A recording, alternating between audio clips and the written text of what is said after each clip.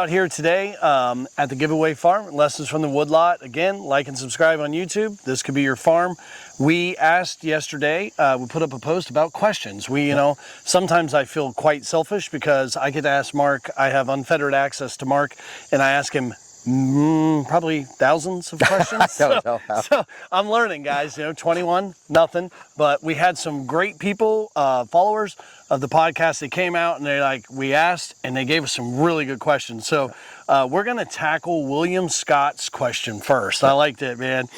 Okay, here's his question. If a mature deer is always quartering into the wind, how does he get back to his preferred bedding area?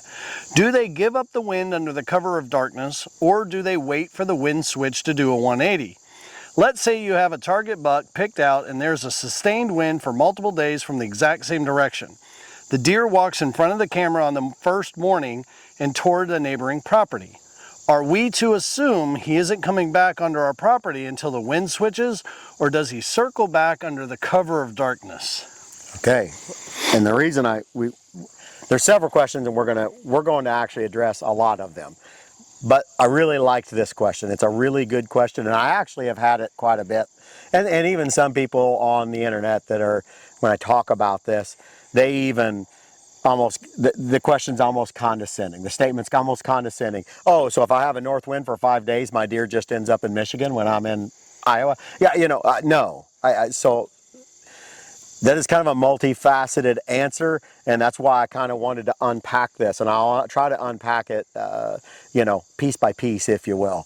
So the first answer is no, and when I say a mature buck uses the wind to his favor, just because you have a north wind for, say, 5 days in a row or whatever. No, the deer isn't just going to keep walking north the entire time till he finds himself miles and miles and miles away. No, that's not it. But on top of that, let's say that north wind exists for multiple days, but you're in any kind of terrain elevation type things. Thermals play a huge role in this. Anytime a wind gets below, say, below 5 miles an hour,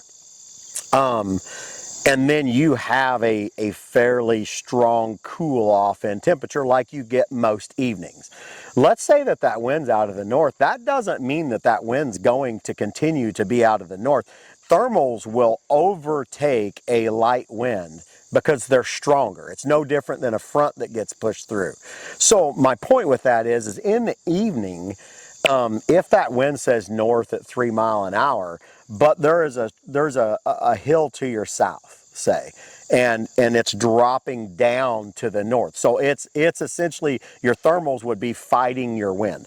There will be a breakover point where the thermal overtakes the direction of the wind, and simply the amount of pressure that's on that air as it's cooling off takes over the direction of the wind and draws it down the hill. That deer knows that. They can feel it, they know it. Usually when the breakover point happens, that wind starts getting what they call light and variable. And all of a sudden you catch this light and variable situation, and then for a period of time until then, boom, it starts drawing it down, or in reverse in the mornings once that sun is hit and really in the bottom of the valleys and starts warming it up and going up.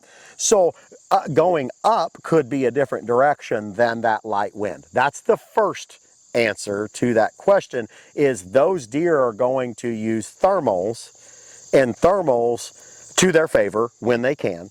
And that doesn't necessarily align with the wind direction at which it's saying the wind direction is going to be if the thermals overtake the power of the wind, and then they'll use that to their benefit. That's the first thing. The second thing is a lot of times when they leave the plot, they will use the cover of darkness. So let's say that today a north wind is blowing here and that deer is up here off this northwest corner of this plot.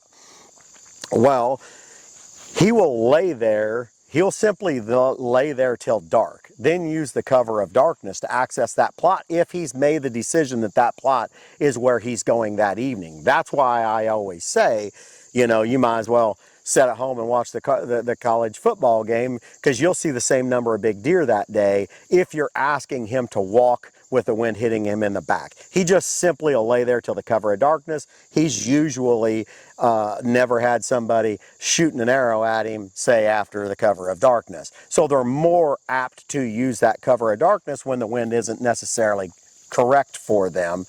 But again, most of the time, if he can, he's going to use that wind at night. But he, again, if he finds himself in the wrong position where the wind is to that plot and he's made that decision, he's headed to that plot that night, that just happens after dark.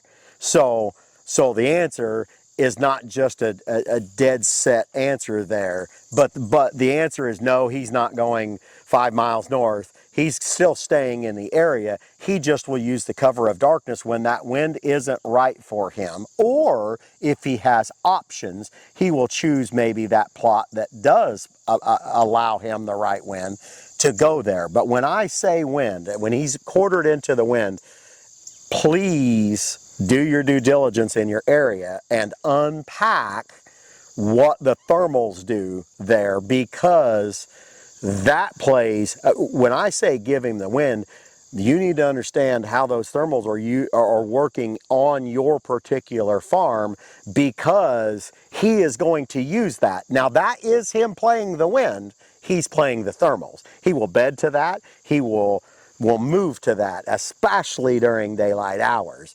So there is a wind direction and then there is a thermal direction, and you need to be aware of both of those and utilize those to your favor. A lot of times, even if it's a break in a hill, I'll use my stand or my plot or my blind over here for when the thermals take over. It pulls it here, and then I have my food plot here, where I am over on the side at which it's pulling my thermals away from my plot. So I can get there hidden using the structure, and then again, think about this, once the thermals take over, this plot is feeding that cover scent the whole time. So if he's bedded on this little ridge on the other side, he's catching, once those thermals take over, he is catching all of that wind to go to that plot. And that might not necessarily be the way that the weatherman said that wind is today, but he knows that that's how that works for him, and then he can use that to his favor. I know that is a long-winded answer, but that is the answer. No, he's not leaving you. And if that wind stays consistent multiple days in a row, again, he's either going to lay there till dark and then hit that plot, and those are the days I say, go do something else. Say, don't go asking him to do something he never wants to do, and then burn that spot out before it was actually right for it to work out. Mm-hmm. Because less is more in the big deer world. That's one point with it. The other point with it is understand your thermals, because he understands thermals and he knows when things change. And just because the weatherman said it's north doesn't mean it's necessarily north in that hub that he has chosen as home. Yeah. So, and I think a lot of hunters have sat in the stand, right? I have 0, 21. Okay, keeping score. I have sat in the stand and said, "Where's the north wind? Where's the north wind?" And all of a sudden, I could feel it going the opposite direction. Yeah. And I think a lot of times, scent people like to say, that deer was dead downwind to me. Yeah, he may have been dead downwind on the app that said it was the north wind, but that wind could be moving from the south because of the thermals, and that's why that deer didn't get detected. And if you understand that, has been one of the hardest things for me to learn from you, but watching it, I think an easy tip is if you're in the bottom, Mark wants to be in a box. If you're up high, it's always preferred for Mark. He always wants to have food sources high because of access and for that wind. And the thermals in the evening. The easiest way for somebody to understand it that maybe doesn't understand it is just think about any time you've ever been outside, maybe you went for a run, you went for a walk, you was outside in the elements, and you drop down in the bottom and you're like, whew, it's cool down here. Well, that's all that cold air dropping down. That is thermals in play. Yeah. And that is what your scent is going to do.